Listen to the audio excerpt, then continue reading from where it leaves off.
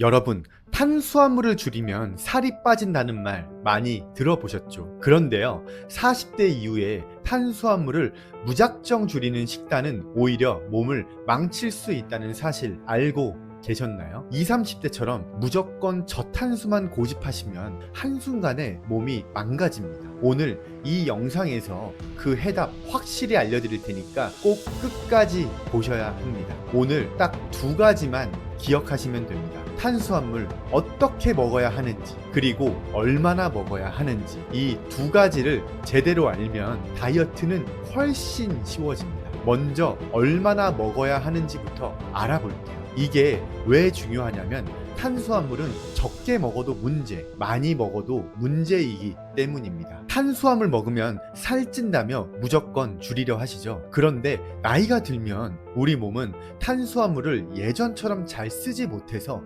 조금만 먹어도 혈당이 더 쉽게 오르고요. 에너지를 쓰지 못한 탄수화물은 지방으로 저장되기 쉬운 상태가 됩니다. 그래서 덜 먹어야겠다고 생각하시는데 확 줄이면 또 문제가 생깁니다. 에너지가 부족해지고 근육까지 빠지면서 결국 기초대사량은 떨어지고 당뇨 위험은 더 커집니다. 사람마다 활동량이 다르기 때문에 탄수화물 필요량도 정해진 정답은 없습니다.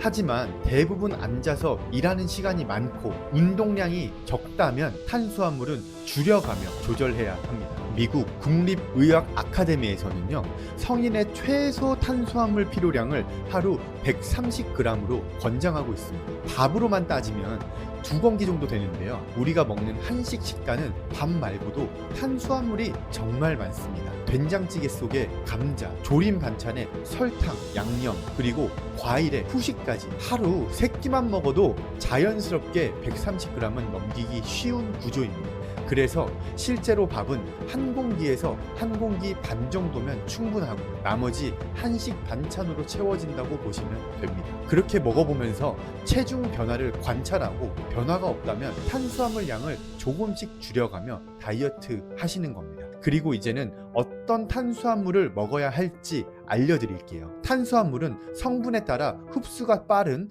단순 탄수화물과 흡수가 상대적으로 느린 복합 탄수화물로 나누어집니다. 우리가 흔히 먹는 쌀밥, 흰빵, 설탕, 과당, 음료수처럼 정제된 단순 탄수화물은 빠르게 소화되면서 혈당을 급격히 올리는 특성이 있는데, 이렇게 급상승한 혈당은 금세 떨어지고요. 인슐린이 제 역할을 하지 못하게 됩니다. 결국 몸은 혈당 조절 능력을 잃고 당뇨병에 더 가까워지는 거예요. 반대로 통곡물이나 귀리, 고구마 같은 음식은 몸에 천천히 흡수돼요. 그래서 혈당도 급하게 올라가지 않고요. 에너지도 오래 유지됩니다. 쉽게 말해서 한 번 먹으면 오래 힘이 나는 거고요. 배도 든든하기 때문에 자꾸 뭘 먹고 싶지 않게 됩니다. 덕분에 몸이 덜 지치고 살이 쉽게 찌는 것도 막아주는 거예요. 그렇다 보니 건강을 생각해서 백미처럼 껍질과 영양소가 대부분 제거되어 혈당을 빠르게 올리는 흰쌀밥 대신 현미나 잡곡밥으로 식단을 바꾸는 분들이 많습니다. 실제로 현미는 백미보다 식이섬유가 풍부하고 혈당을 천천히 올리는 복합 탄수화물입니다. 여기에 귀리나 병아리콩, 퀴노아 같은 잡곡을 더하면 혈당 조절과 포만감 유지에 더 도움이 되는 거예요. 하지만 중요한 건 이거입니다. 잡곡밥은 무조건 건강하다는 생각, 그게 오히려 독이 될 수 있다는 겁니다. 하버드대 보건대학원에서도 과도한 현미 섭취는 혈당을 높일 수 있다고 경고하고 있습니다. 이때 중요한 게 바로 GI와 GL입니다. GI는 음식이 혈당을 얼마나 빨리 올리는지, 그리고 GL은 얼마나 많이 올리는지를 뜻해요. GI가 낮다고 안심했다가 많은 양을 먹으면 GL이 올라가고 결국 혈당이 오랫동안 높게 유지될 수 있습니다. 특히 40대 이후에는 이런 혈당 변화 자체가 몸에 큰 부담이기 때문에 건강식도 양과 조합이 중요합니다. 그래서 저는 곡물은 2-3가지 정도만 간단히 섞고 백미와의 비율도 7:3이나 8:2 정도로 가볍게 조절하시는 걸 추천드립니다. 예를 들어 귀리하고 병아리콩을 함께 드시거나 수수하고 검은 콩 같은 조합이 좋습니다. 이렇게 하면 소화는 편하고 혈당은 안정적이고 포만감은 유지되는 훨씬 똑똑한 식사가 됩니다. 그런데요, 우리가 자주 먹는 탄수화물 중 하나를 아직 얘기를 안 했네요. 바로 밀가루죠. 물론 밀가루가 모두에게 나쁘다고 할 수는 없습니다. 오늘은 밀가루가 몸에 잘 안 맞는 분들에 대한 이야기에 집중을 해보려고 합니다. 요즘은 빵순이, 빵돌이라는 말이 있을 정도로 빵 좋아하시는 분들 정말 많잖아요. 문제는 시중에 파는 대부분의 빵이 정제 밀가루로 만들어진다는 점입니다. 정제 밀가루는 섬유질이 거의 없고 혈당을 빠르게 올리기 때문에 특히 40대 이후에 체중 관리가 어려운 분들에겐 큰 부담이 될 수 있습니다.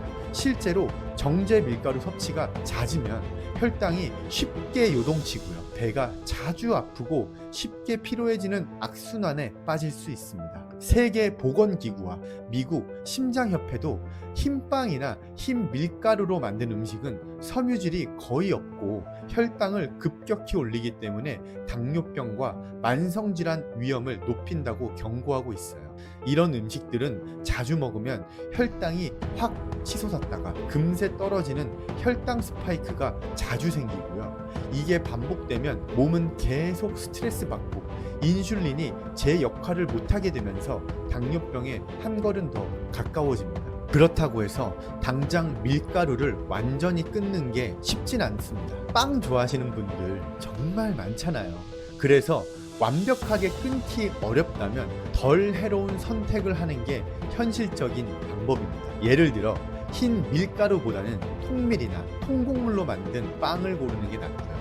그게 식이섬유도 많고 혈당을 천천히 올라가게 하니까 부담이 덜합니다. 그리고 달달하고 부드러운 빵일수록 설탕이나 마가린 같은 첨가물이 많이 들어가거든요. 그런 건 가급적이면 피하시고요.